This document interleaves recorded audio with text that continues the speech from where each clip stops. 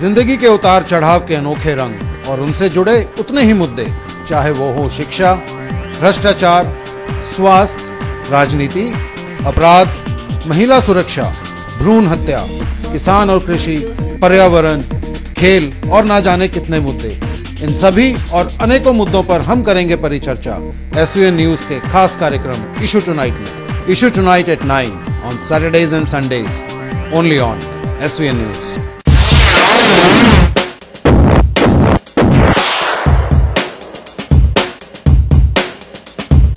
आज हमारी चर्चा का विषय है challenges for women at unconventional work places. सदियों से भारत में महिलाओं की एक स्टीरियोटिपिकल इमेज रही है। पहले महिलाएं घर के कामकाज के अलावा कुछ चुनिंदा क्षेत्रों में ही काम करना पसंद करती थी, जैसे teacher, receptionist, ladies tailor, beauticians आदि। लेकिन अब समय बदल रहा है। यह बदलाव महिलाओं की जीवन शैली में भी आया है। टेलीविजन और इंटरनेट जैसे माध्यमों से महिलाएं तेजी से प्रभावित हो रही हैं। वे अपने रोल मॉडल्स की तरह बनना चाहती हैं। उनके रोल मॉडल न केवल भारतीय हैं बल्कि विदेशी भी हैं। आज वे शिक्षा और रोजगार से परिपूर्ण हैं। आज भी aviation, research and development, technical professions, pilot, film maker, photography जैसे प्रोफेशंस को खुशी और जोश से अपना रही हैं। इन प्रोफेशंस में उन्होंने अपनी दक्षता सिद्ध कर दी है। इन प्रोफेशंस में आने के बावजूद वर्किंग वुमेन एक चर्चा का विषय रही है। आज भी उन्हें अपने प्रोफेशंस में अपनी दक्षता साबित करने के लिए पुरुषों की अपेक्षा और अधिक कठिन परिश्रम करना पड़ रहा है। उनके सामने आज भी बहुत से चैलेंजेस हैं जिन्हें उन्हें हर कदम पर सामना करना पड़ता है। सरकार ने भी इस दिशा में कई कदम उठाए हैं, लेकिन पहल तो उन्हें स्वयं ही करनी पड़ेगी। उनके सामने आए चैलेंजेस पर आज हम अपने स्टूडियो में कार्यक्रम इशू टुनाइट के तहत अपने विशेष अतिथियों के साथ करेंगे खास चर्चा। नमस्कार, मैं वंदना वर्मा। इशू टुनाइट की इस एपिसोड में आपका बहुत बहुत स्वागत है। शुरू से ही भारत में महिलाओं की एक स्टीरियोटिपिकल इमेज रही है। पहले केवल महिलाएं कुछ सिलेक्टेड फील्ड्स में ही काम करती थी, जैसे teacher, lecturer, a receptionist, beautician, a lady tailor, but now the time is changing. The change is very sharp. This change is also directly affecting the life of women. महिलाएं बहुत से unconventional fields में भी जा रही हैं, जो किसी वक्त उनके लिए नहीं माने गए थे, जैसे research and development, the development engineer, the underwater filmmaker, the photography, fashion designing, the aerobic instructor, the media and even in wine industry also.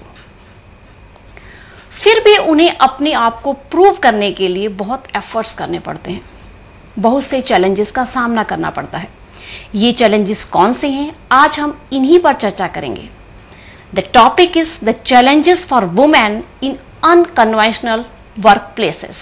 हमारे साथ चर्चा में हैं doctor Kanwar Chauhan. He is the professor in sociology department in MD university. Doctor Neerja Ahlawat, she is lecturer in sociology department in MD university. और हमारे साथ हैं Mrs Seema Kulharia, she is district attorney officer in district Sonipat. और हमारे साथ आज मौजूद है मिसेस मुकेश, जो कि एक अलग तरह का काम है उनका। She is in auto sector, self employed, और उनका जो काम है and that is the tyre repairing का काम है उनका। तो I welcome all the guests. Let's start the discussion. First, women are moving towards the unconventional fields.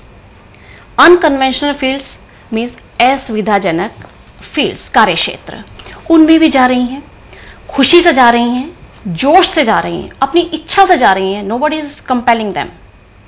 और वो फील्ड्स हैं जैसे aviation, research and development, the media, footwear industry, wine industry, the working, she is working in pub bars also, communication departments, she is working as a conductor, she is working as a truck driver also, she is working as a writer, she is educator. इसके अलावा कौन कौन से fields हैं जिनमें महिलाएं जा रही हैं? देखिए, काफ़ी हैं फील्ड्स इनके अलावा भी जिनमें महिलाएं जा रही हैं। जैसे आप देख लीजिए कि स्पोर्ट्स के अंदर इमर्जिंग फील्ड है, और हरियाणा में अभी एक डॉक्यूमेंट्री फिल्म बनी है गोल्डन गर्ल्स ऑफ हरियाणा, और आपने देखा होगा भिवानी की लड़कियां जो है रेसलिंग, जहाँ पे हमेशा से लड़के या पुरुष ही हमेशा आगे आते रहे हैं, बिल्कुल वही ये गेम चलाते रहे हैं। तो क्योंकि उसमें मेरा भी सहयोग था उस फिल्म मेकिंग के अंदर, तो उसमें मतलब देखेंगे तो आप पता चलेगा कि कितने हार्डशिप्स के बाद वो लड़कियां आई, और शुरू में ये कहते थे उनको कि इस अगर स्पोर्ट में जा रहे हो तो तुम्हारा घर तबाह हो जाएगा, लेकिन अब जब इतना नेम और फेम मिला है उन लड़कियों को, तो हर कोई कहता है कि लड़की हो तो ऐसी हो, और उन्होंने अपनी 5 लड़कियों को रेसलिंग में आई है, and they have brought medals and laurels for the whole family, for the whole nation. और मैम देखिए ऐसे है जैसे कन्वेंशनल फील्ड लेडीज के लिए घर में बच्चों की नर्सरी करना, बच्चों को बड़ा करना, और ज़्यादा से ज़्यादा हम एग्रीकल्चरिस्ट फैमिली से बिलोंग करते थे, तो लेडीज़ के लिए मैक्सिमम ये था कि वो खेत में अपने हस्बैंड की मदद कर ले, और घर में ज़्यादा से ज़्यादा कोई चाहता था तो लड़की को ये जो बोलते हैं स्टिचिंग की एजुकेशन दे देते थे कि भाई कल को बुरा वक्त आ जाए तो ये सिलाई कर ले। फिर थोड़ा वक्त बदला तो टीचिंग आ गई, जो फ्रीडम मूवमेंट आया उससे कुछ लोगों ने कहा कि नहीं लड़की को भी पढ़ाना चाहिए। जब एजुकेशन आ गई तो उसको ज़्यादा से ज़्यादा टीचिंग में जाने देने की परमिशंस मिलनी शुरू हो गई। लेकिन जैसे ही एजुकेशन का रोल सोसाइटी में बढ़ा है, सोसाइटी में चेंज शुरू हुआ है, जैसे ही सोसाइटी में एजुकेशन आई, महिलाएं दूसरे फील्ड्स में भी जाने लग गई। जैसे जैसे एजुकेशन बढ़ी उनकी अवेयरनेस बढ़ी तो उनका एटीट्यूड टुवर्ड्स लाइफ चेंज हो गया, और उसने सारे बैरियर्स तोड़ दिए सोसाइटी के, जो उस पे चेक रखते थे। आपको मैं बताऊं आज कोई ऐसा फील्ड नहीं है जिसमें लेडीज नहीं है, एंड उनका जो बैलेंस करने का तरीका है, कुदरत ने जैसे मैन को मसल पावर दिया है, ऐसे ही औरत को बैलेंसिंग पावर, इमोशनल पावर्स आदमी से ज्यादा दिए। ये नेचुरल चीज है, इसको कोई नहीं चैलेंज कर सकता। तो इसीलिए वो अपने घर के साथ साथ अपने सोसाइटी में बैलेंस बना के अनकन्वेंशनल फील्ड्स में, जैसे कि आज हमने इनको मुकेश जी को बुलाया है कि she is doing tyre repairing, बिल्कुल अलग तरह का अनकन्वेंशनल वर्क है, और वो अपने बच्चों को बड़ा करने के लिए अपने टायर्स का वर्कशॉप चला रही है, and she is doing well, अपने बच्चों को बड़ा कर रही है वो। कितने ही ऐसे फील्ड हैं। देखिए कभी बचपन में हमने ये सुना नहीं था कि कोई फीमेल जो है वाटर डाइविंग में चली जाएगी, और फोटोग्राफर है, वाटर ड्राइवर, जो वाटर डाइविंग में जो लेडी है, शी इज अ फोटोग्राफर। आज ही मैं उसका बायोग्राफ पढ़ रही थी, उसने लिखा हुआ था कि जब मैं इस फील्ड में I, I was nagged by the man, they are saying कि तुम कर लोगी, it is a very dangerous field, तुम क्यों जाना चाहती हो इसमें। लेकिन उसने कहा कि I was supported by mother, my mother, उसने कहा कि नहीं you can go for that, and she succeeded. अब ये बात तो ठीक है कि वुमेन जो है अनकन्वेंशनल फील्ड्स की तरफ जा रही है। अब मैं डॉक्टर चौहान से पूछना चाहूंगी कि क्यों जा रही है वो? मैडम सबसे वो अपनी इच्छा से जा रही है, खुशी से जा रही है, जोश से जा रही है, but what are the factors? Before I talk about what madam has just explained, these unconventional and conventional jobs are basically related with the society and culture. आज हमारी जो सोसाइटी में जो हम जिसको हम कन्वेंशनल जॉब कहते हैं आज की तारीख में, किसी जमाने में वो भी अनकन्वेंशनल जॉब होते थे। Yes, और I am agree. फर्दर जो आज हमारी जो नज़र में जो अनकन्वेंशनल जॉब्स है, वो कुछ जमाने के बाद, कुछ समय के बाद that would be accepted by the society. तो वो भी कन्वेंशनल में आ जाएंगे। That is related with time and space. आज समय कैसा है, माहौल कैसा है, उस आधार पर जो है हम इसके बारे में सोच सकते हैं।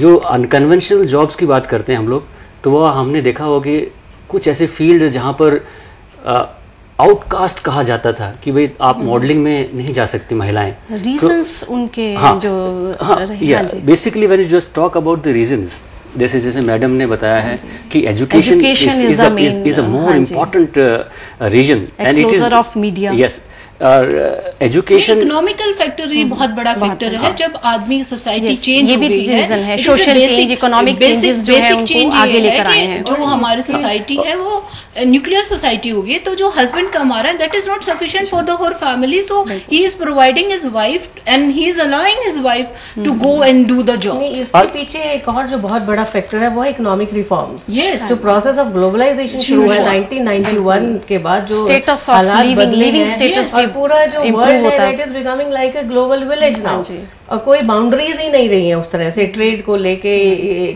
इकोनॉमिक यानी सोशल एस्पेक्ट्स भी हैं, इकोनॉमिक एस्पेक्ट्स भी हैं। प्राइवेट सेक्टर जो इमर्ज हुआ है उसका बहुत बड़ा रोल है इसमें कि ज्यादा से ज्यादा अपॉर्चुनिटीज महिलाओं को मिली। एजुकेशन तो पहले भी थी, लेकिन एजुकेशन थी, लेकिन उसमें भी जो एक क्रंच था, एक कंस्ट्रेंट्स थे, जॉब कंस्ट्रेंट्स थे कि वही जॉब्स अवेलेबल थी जो प्राइवेट सेक्टर में थी, और उसमें कंपटीशन था, मैन विमेन दोनों जा रहे थे, लेकिन कितने लोगों को एब्जॉर्ब कर सकते थे वो। तो प्राइवेट सेक्टर ने एकदम से जो बूस्ट दिया है उसमें, और लड़कियां जो पढ़ लिख के, फैमिली की भी सपोर्ट है देखिए इसमें।